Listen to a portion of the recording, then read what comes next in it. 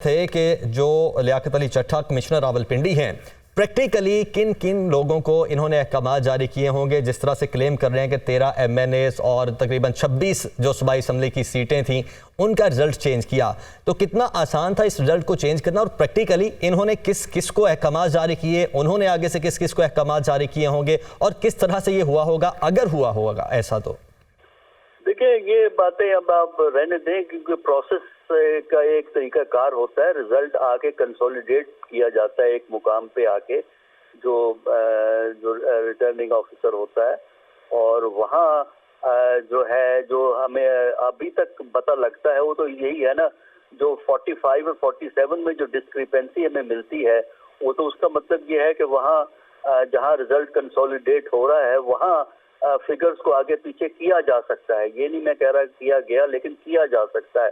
इम्कानात आप रद्द नहीं कर सकते। जाहिर है कि ये उन्हीं लोगों को पता होता है जो अंदर ये काम कर रहे होते हैं, क्योंकि ये चीज़ें कोई पब्लिकली तो नहीं हुआ करती। तो ये तो उनका स्टेटमेंट है जिसपे अब ये कह सकते हैं कि ऐसा हुआ चूंकि उन्होंने कहा है। तो बाकी तो तहकीकात की ज़रूरत है, लेकिन तहकीकात का हमें नहीं पता कि वो मुमकिन हो सकेगी, क्योंकि अभी जो आपने वाकया रिपोर्ट किया है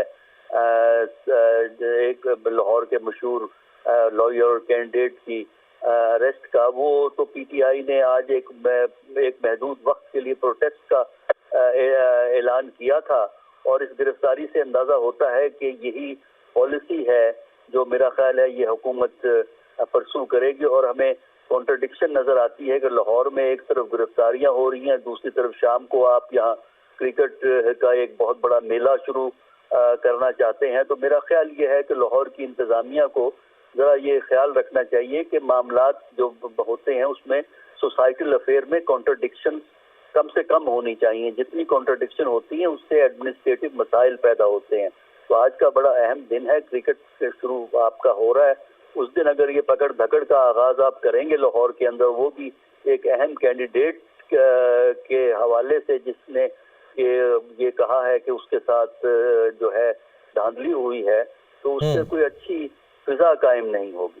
ठीक, हसन साहब आप साथ ही रहेगा। रसूल बख्श रईस साहब भी हमारे साथ मौजूद हैं। रईस साहब, आपकी नज़र में अब ये जिन लोगों के साथ मिलकर इन्होंने धांधली की होगी या जो इनका अमला होगा, इनके बयान की वजाहत या इनके बयान का जो प्रूफ होगा वो तो उस सूरत में ही मुमकिन है जब कोई और बंदा भी कहे या इनके नीचे जो अमला था वो भी कहे कि जी इनकी जानिब से हमें अहकाम मिले थे, चूँकि ये हमारे चीफ हैं या कमिश्नर रावलपिंडी हैं तो इनके कहने पर हमने ये इकदाम उठाए। ये तो सिर्फ उसी सूरत में मुमकिन है कि कोई ऐसा इदारा हो या ऐसा कमीशन हो जिस पर किसी का दबाव ना हो और किसी के दबाव में वो ना आ सके, और वो तहकीकात करे और उसके नतीजे के तौर पर लोग सामने आ सकते हैं। लेकिन अगर माहौल वही हो जो इस वक्त पाकिस्तान के अंदर बना हुआ है, और जो भी कोई कमिश्नर, ये एक डिस्ट्रिक्ट एडमिनिस्ट्रेशन में ये सबसे बड़ा ओहदा है पाकिस्तान में, और आम लोगों को नहीं लगाया जाता। ये इंतहाई काबिल तजर्बाकार लोग होते हैं और मुअस्सिर लोग होते हैं, तो उनको लगाया जाता है। तो अगर उस ओहदे के आदमी के साथ एक बयान देने के फौरन बाद ये हालत की जाती है कि गिरफ्तार करके नामालूम मकाम पर पहुंचा दिया जाता है, और तो दूसरे लोगों के लिए तो ये एक सबक होगा कि देखिए कमिश्नर के साथ ये हो सकता है, तो वो डिप्टी कमिश्नर अगर कुछ करता है तो क्या वो आज़ाद रहेगा? तो ये तो एक बहुत बड़ा फैसला है जो उन्होंने किया, और अपने आप को नताइज भुगतने के लिए भी तैयार कर लिया और कहा कि मैं सजा के लिए भी तैयार हूँ जो कुछ मैंने किया, और पाकिस्तान के दिल में मैंने छुरा घोंपा, उसमें और भी जिम्मेदार हैं, उनके खिलाफ भी कार्रवाई होनी चाहिए। तो बाहर निकल के आना इन मुश्किल हालात में, अगर आप समझते हैं कि जिन लोगों ने एक जबर इस्तबदाद की कैफियत में, दबाव में, बहुत कशीदगी में सब कुछ किया, ना समझते हुए भी और जानते हुए भी और समझते हुए भी अपने ज़मीर के खिलाफ किया, तो जाहिर है कि उन्होंने अपनी नौकरी बचानी थी। और पाकिस्तान में ऐसे लोगों भी लगाया जाता है जो हुकूमत वक्त की आवाज़ को सुने, बात को सुने, तो ये समझना कि बहुत लोग सामने आना शुरू हो जाएंगे, ऐसा मैं नहीं समझता कि होगा। हो सकता है कुछ लोग आ जाए, लेकिन अगर तहकीकात हुई तो तब ही है ना, तहकीकात जैसी पाकिस्तान में नामुमकिन है।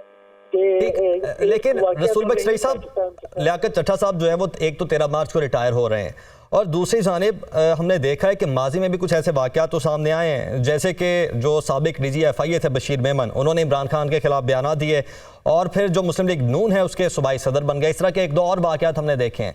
तो क्या ये हो सकता है कि चूंकि इन्होंने तो रिटायर हो जाना और किसी ना किसी तरीके से इस चीज़ से बच में निकलेंगे, तो कल को फिर दोबारा सियासी फ़ायदा कोई ना कोई उठा लिया जाए, इस चीज़ को मद्देनजर रखते हुए आज ये स्टेप ले लिया? देखिए, ये जो उन्होंने बात की है, ये वो बात है जो आम लोग घरों में बैठ के, मजलिसों में बैठ के कर रहे हैं, और सियासी जमातें कर रही हैं। सियासी जमातों ने प्रेस कॉन्फ्रेंसेज की हैं। आज PTI का एहतजाज था, राजा साहब गिरफ्तार हुए हैं। कल परसों वो GDA का एहतजाज था। मौलाना साहब की प्रेस कॉन्फ्रेंस देख लें, वो क्या कह रहे हैं कि दादली हुई है। तो वो तो ये बातें तो सिर्फ कमिश्नर साहब ने तो नहीं की, लेकिन उनका बयान बहुत अहम इसलिए है कि ये वो लोग हैं जिनके जरिए से कराया गया है। तो अलाकार जो थे वो कह रहे हैं कि जी हाँ बिल्कुल हम अलाकार बने हैं, हमसे गलती हुई है और हम सजा के लिए तैयार है। तो ये मुख्तलिफ है, लेकिन जो एक रद्द-ए-अमल आया है, और जो लोगों का ख्याल है कि इंतखाबात बिल्कुल मुनसिफाना नहीं थे, आजादाना तो बिल्कुल थे ही नहीं, वो तो सब लोगों को मालूम है।